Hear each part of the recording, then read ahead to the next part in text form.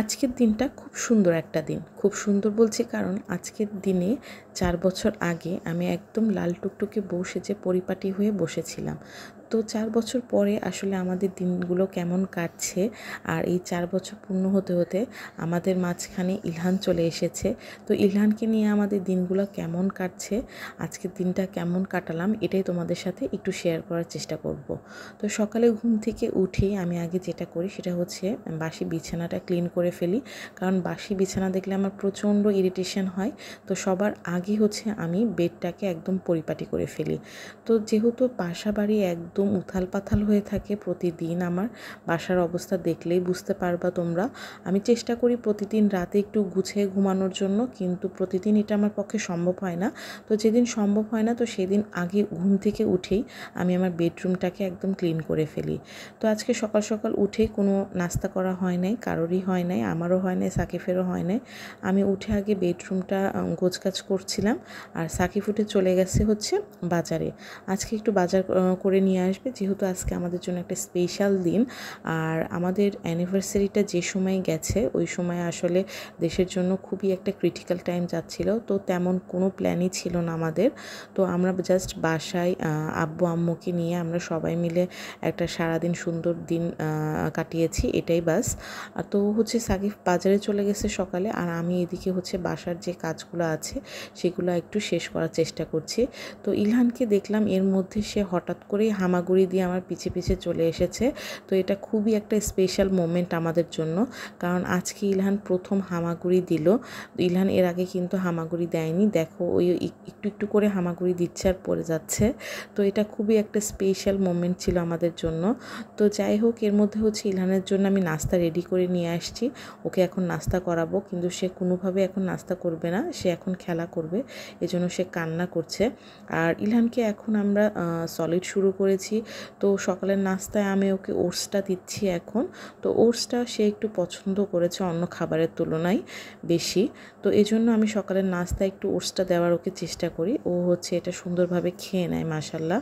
তো ওকে খাওয়া দাওয়া করাই দিয়ে ছেড়ে দিছি, এখন ও একটু খেলা করবে, আর আমি সেই ফাঁকে একটু ঘরের বাকি কাজগুলো সারার চেষ্টা করব।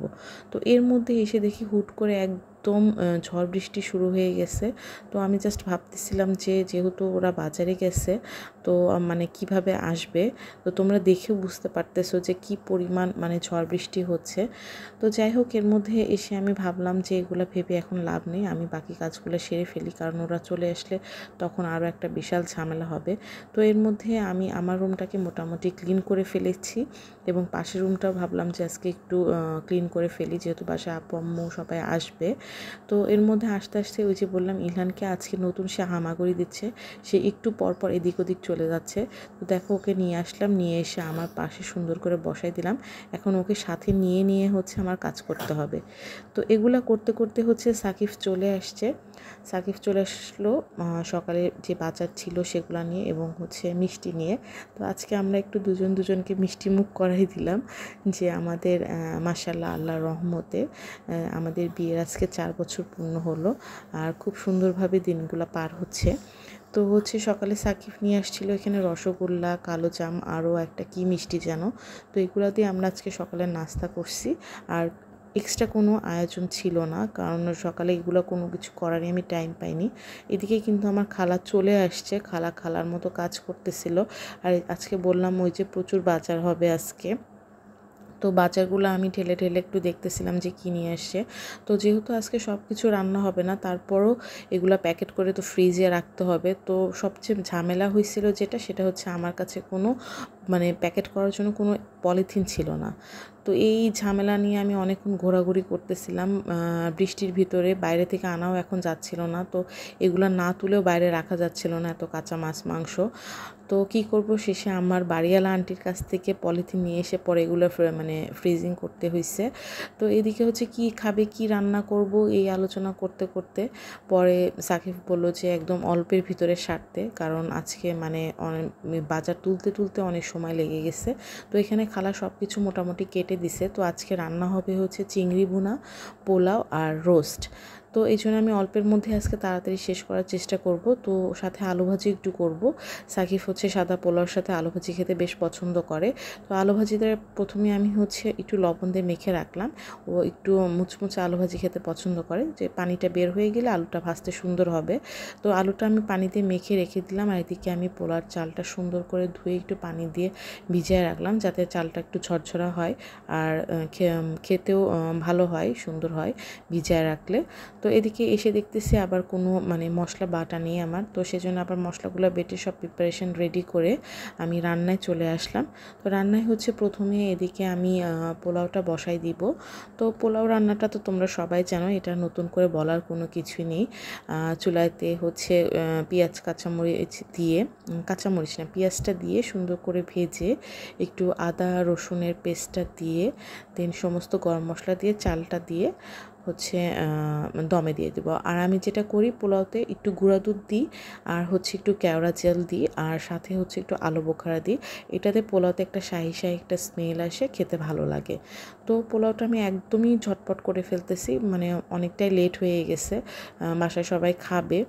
তো এদিকে পোলাও রান্নাটা দম দিয়ে বসাই দিচ্ছি, নিচে হয়ে গেছে। আর এদিকে আমি করে নিচ্ছি হচ্ছে চিংড়ি মাছ। তো চিংড়ি মাছটা আমি একদম হালকা মশলায় ভুনা করব, বেশি মশলা দিব না। সাকিবের পোলাওর সাথে চিংড়ি মাছ ভুনাটা ভীষণ পছন্দ, তো ভাবলাম আজকে সব কিছু ওর পছন্দেরই রান্না করি। তো চিংড়ি মাছটা আমি জাস্ট হালকা হলুদ আর লবণ দিয়ে ভেজে নিয়ে চুলায় হচ্ছে প্যানে পেঁয়াজটা ভেজে আদা রসুন বাটা দিয়ে তারপর হচ্ছে এখানে হালকা হলুদের গুঁড়া, মরিচের গুঁড়া আর অন্য কোনো কিছু অ্যাড করিনি। তারপর ভাজা চিংড়িগুলো দিয়ে গোটা গোটা কিছু কাঁচামরিচ দিয়ে সুন্দর করে আস্তে আস্তে করে ভুনা করে এটাকে নামাই ফেলছি। ট্রাস্ট মি, এটা সাদা পোলাওয়ের সাথে খেতে যে এত মজা, তোমরা অবশ্যই ট্রাই করো তোমাদের সুযোগ হলে। তো এর মধ্যে এদিকে এসে দেখতেছি যে বাবা এসে যখন শুনছে যে সে হামাগুড়ি দিচ্ছে, তো সে তার ওয়াকারটা নামায় হচ্ছে ওটা সেট করতেছিল, যেন সে এখন ওয়াকার একটু হাঁটতে পারে। আর ইলহানকে যে হাই চেয়ারটায় বসাই দিচ্ছে।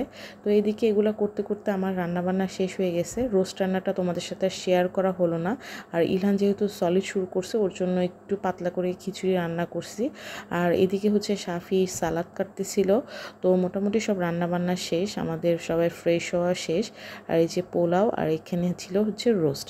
তো এখন হচ্ছে আমরা সবাই একসাথে খাওয়া দাওয়া শেষ করে ফেলছি, অ্যান্ড ইলহানের জন্য হচ্ছে একটু নাস্তা রেডি করছিলাম। তো এই তো খাওয়া দাওয়া শেষ করে আম্মু আসছিল, আম্মু কফি বিস্কিট খেয়ে দেন বিকালে বাসায় চলে গেছে। এই ছিল আজকে আমাদের দিনটা।